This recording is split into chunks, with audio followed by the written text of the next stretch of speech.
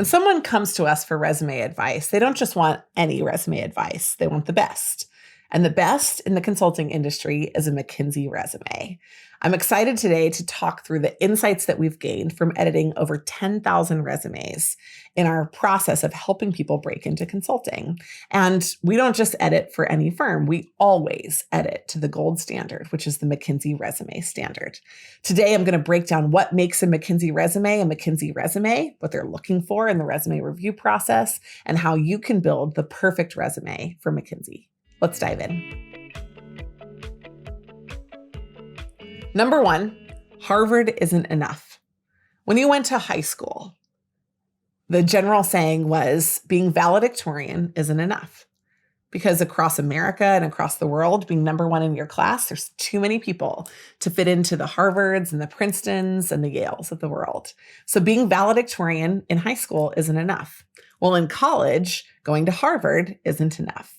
And actually, it's important for you to know that it's not where you went to school, but how you did when you were there that matters. And probably more importantly, how you communicate it. Let me explain. First of all, if you went to Harvard and you got a 2.3 GPA, I'm not going to bring you into McKinsey. But if you went to Penn State and you got a 3.8 GPA, you're in my target range. So your GPA at the school that you went to matters a lot. Number two, you need to have demonstrated leadership ability and selected leadership amongst your peers, i.e., you need to be voted in for something, whether it's a scholarship, an award, a president of a society, or something like that. They want to see that you're the kind of person that is not just a leader, but recognized as a leader amongst your peers. Number three, if you won impressive awards and scholarships, we're talking national awards, named awards, monetary awards, those should always be highlighted on your resume. It's shocking to me how many people's resumes we get that will even just name a scholarship, assuming that everybody reading the resume would know it, but not how big it was, how many people were selected for it, how prestigious it was at the university. That was one of the key insights for me when I was applying to McKinsey, because I had a good GPA, I'd gone to a good school, but I was a couple of years out of school and I didn't have great brand name experience on my resume. One of the first things my McKinsey friend asked me was, what is the most prestigious scholarship that you won while you were in an undergrad? And it was very easy for me to think about it. I knew exactly what it was. She said, is it on your resume? I said, yes. She said, did you describe it? I said, no. And so figuring that out was a key to unlocking my opportunity at McKinsey. Finally, and this one is becoming more important as school brands are changing and people are entering the consulting space even without school opportunities. It's how you broke into brand name firms. Brand name firms have rigorous interviewing processes. If you got an interview and a job at Google, whether you went to college or not, they will assume at McKinsey that you are probably the kind of person that they would like to interview too. There is a peer group of large international firms. Let's think of it as the Fortune 1000 that are public, and then other firms that are private that are of that same size. Those are the firms that run together, hang together, and spend their time working with one another. If you've worked for one of the peer firms, you're good enough for McKinsey. So think about that. If you feel like consulting isn't immediately accessible to you, but you have other options on the table and you are equally interested in multiple choices, pick the brand names. Those build your resume in a way that will distinguish you from others. In summary, go to Harvard, but Harvard's not enough. Go anywhere that you want to. In fact, McKinsey hired from over 370 different universities across the globe in the last 12 months. So you have an opportunity to come from anywhere and make it into McKinsey, but you've got to make sure that your resume shows your stuff. Let's talk a little bit more about what a great McKinsey resume looks like. Make sure that you demonstrate your ability to drive an impact. A lot of people tell a resume story that is a glorified job description, what they did, not why it mattered. And our resume rewriting process involves clarifying for somebody how what you did made a difference. And that key link is important to tell in the format of a CAR story. CAR stories are context, action, and results. And you can actually use any one of those pieces in any order when you're writing a resume bullet.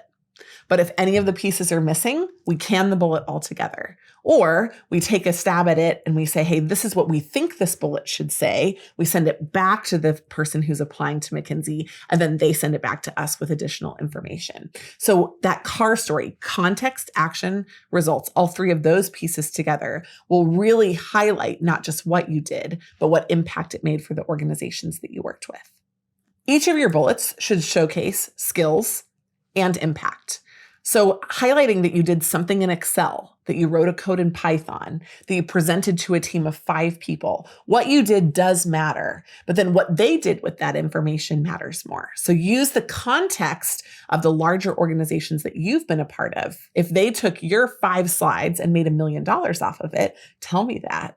If you presented to 5 people and one of them announced it in front of CNN, tell me that. So use the broader context of your organization to tell more impactful stories. Number 3, make sure that you use numbers. One of our MC guidelines when we're working through any resume, McKinsey resume and more, is that every single bullet point on the resume has to have a number in it. Otherwise, it's out of here. Make sure that you are telling stories using numbers because they create vivid imagery. Saying, I presented to a leadership team and presented to a leadership team of 7 people for 2 hours, that's a totally different visual. And it creates an opportunity for you to tell stories that engage your reader in your resume and make them want to read more. Number 4, do not start out your resume with competencies or skills or an overview. Any of these things distill the power of a great McKinsey resume. McKinsey is to the point. They say that they're an answer first firm. And the answer first isn't, I can do Excel. They assume everybody can. The answer first isn't, I've done a PMP certificate. If they want one for you, they'll buy one for you and they'll train you themselves. So McKinsey focuses on your experience that you've gained in other places as a proxy for how successful you've been in other environments. That matters way more to them than anything academic, any skill that you've acquired. So make sure that you're focusing on the right things when you're building your McKinsey resume. Number 3, McKinsey staffs globally. Show the firm that you can handle it. McKinsey is a firm that expects that you're going to know what the price of butter is in Milan. I mean, not exactly, but they're going to expect that if they asked you a question like that, you could tie it back to information that you have, to travels that you've done, to places that you've seen, and to people that you've met. If everything that you talk about with McKinsey is aspirational, they'll feel like you're not ready for the big time. So you have to talk about places that you've gone, things that you've loved about those places, insights that you've gained from global experiences or travel, and the places that you want to go in the future. The international experience doesn't only have to be work experience. Sometimes you can do a study abroad program. Sometimes you can do an internship virtually, or you can work with multinational teams in any country that you're in. Having that international experience just shows that you're willing to go beyond the borders of your own understanding to go figure out what's right for an organization that's bigger than you. Number 4, keep your format professional. McKinsey does not respond to colorful resumes, pictures on your resume, diagrammed resumes. You may have heard from some guru that that's the way to go, but they haven't helped the most people of anyone in the world break into McKinsey.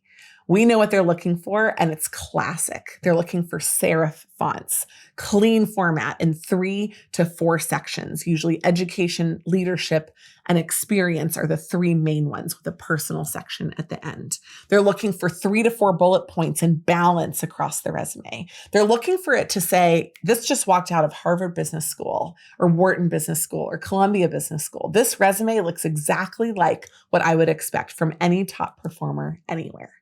No matter where you came from or how you want to tell your story, you can tell it any way you want, anywhere else. But at McKinsey, tell the story the boring way and focus on the impact that you made and the things that make you specifically unique.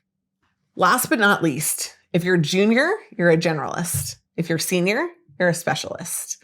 At McKinsey, as with many top firms, the specialists, the partners, have focused on either a key business problem, like supply chain improvements, or a key functional area in industry, like tech, for example, or automotive, or airlines, or financial services.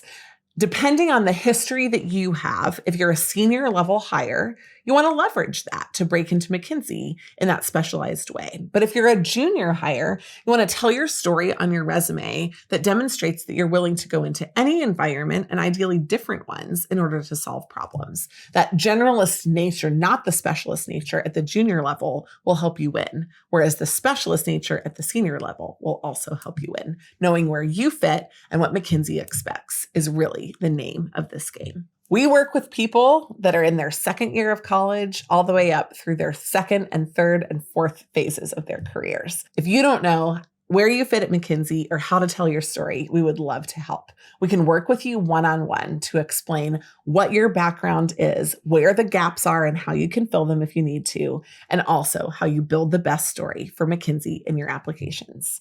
We would be honored to have the opportunity to work one-on-one with you. Thanks so much for listening today. Make sure that you're subscribed to the channel and join us for future content.